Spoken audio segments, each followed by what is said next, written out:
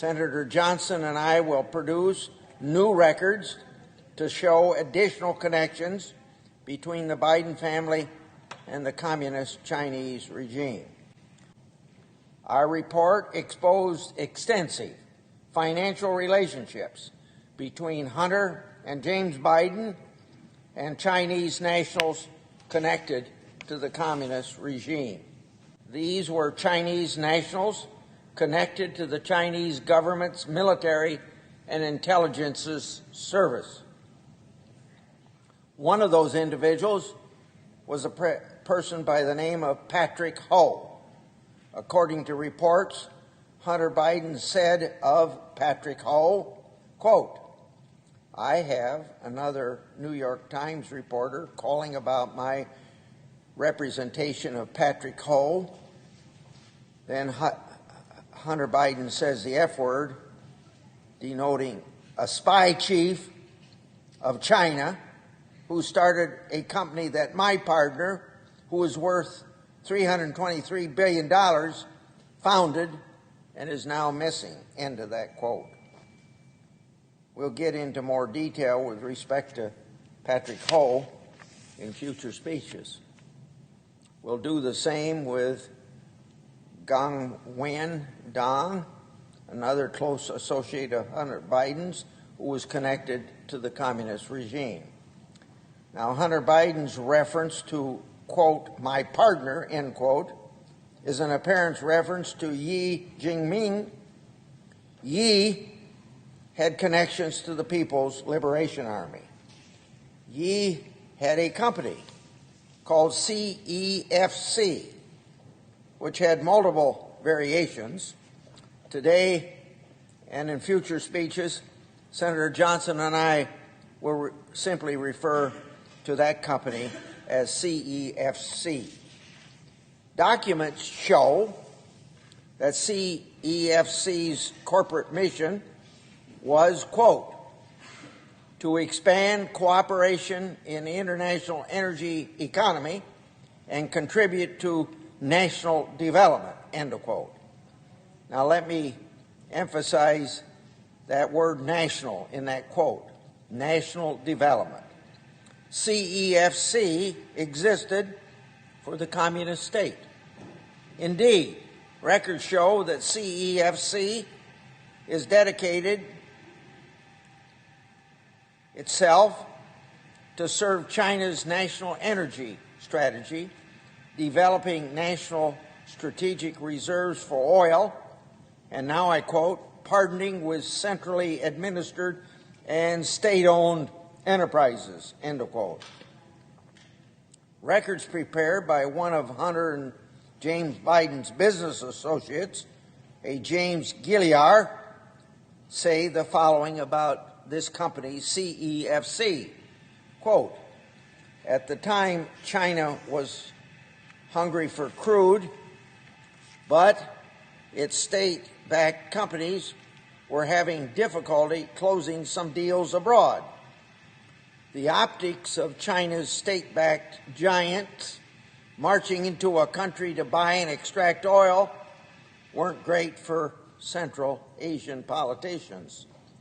This paved the way for private firms like CEFC, which can strike oil deals in Europe and the Middle East, where Chinese state-owned enterprises could bring political liabilities," end of quote.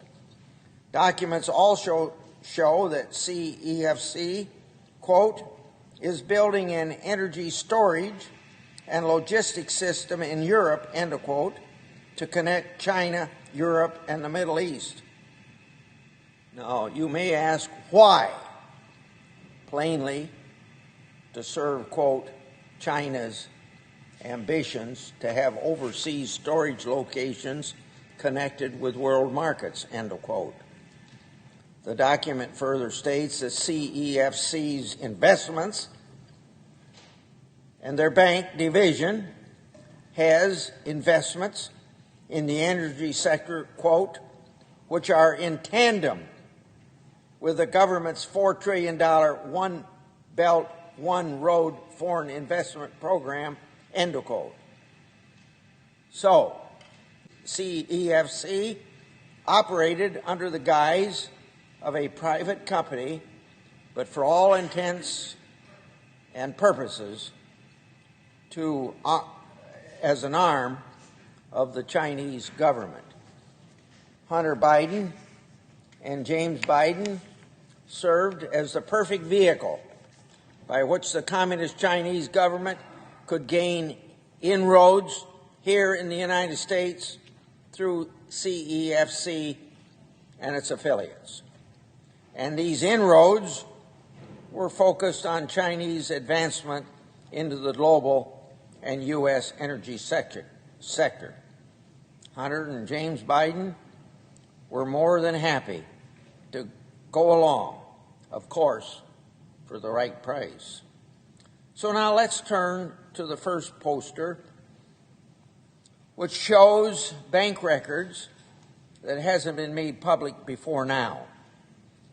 This is a portion of a document that we, meaning Senator Johnson and I, will release in full. The topic of this poster shows a wire transaction, August 4th, 2017, from CEFC to Wells Fargo Clearing Services for $100,000.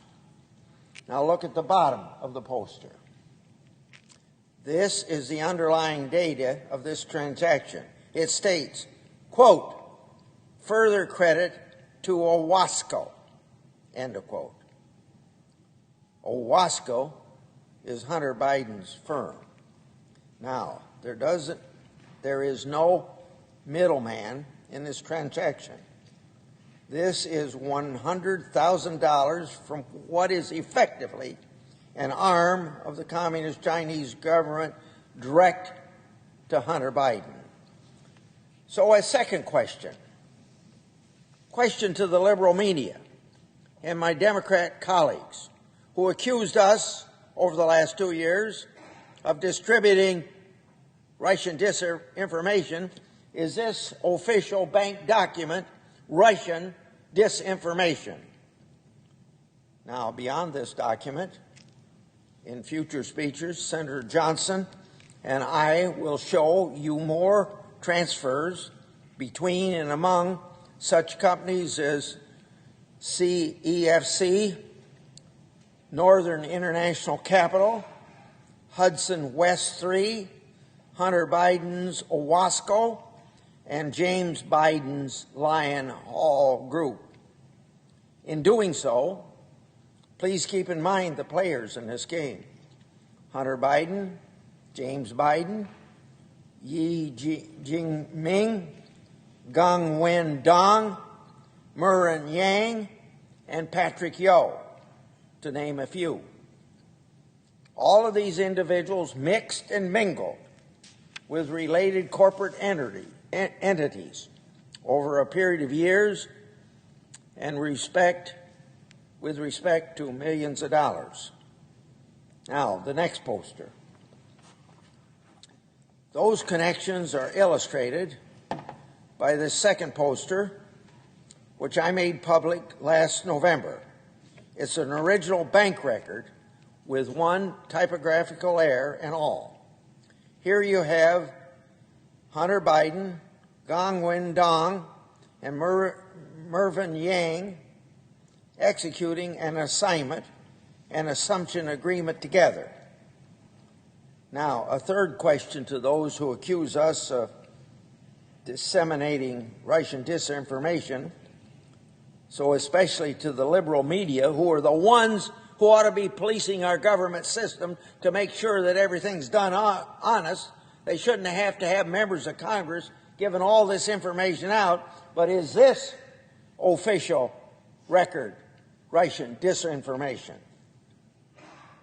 In our next speeches, we'll show you more records that haven't been seen before. Records that undeniably show strong links between Biden family and Communist China. Today is just a small taste. I'd like to note one thing before Senator Johnson takes over. he's going to describe to you the ridiculous attacks that we received, claiming that our reports were Russian disinformation. On March the 16th of this year, the New York Times unwittingly substantiated our reports by reporting on Hunter Biden's connection to foreign corporations and his potential criminal exposure.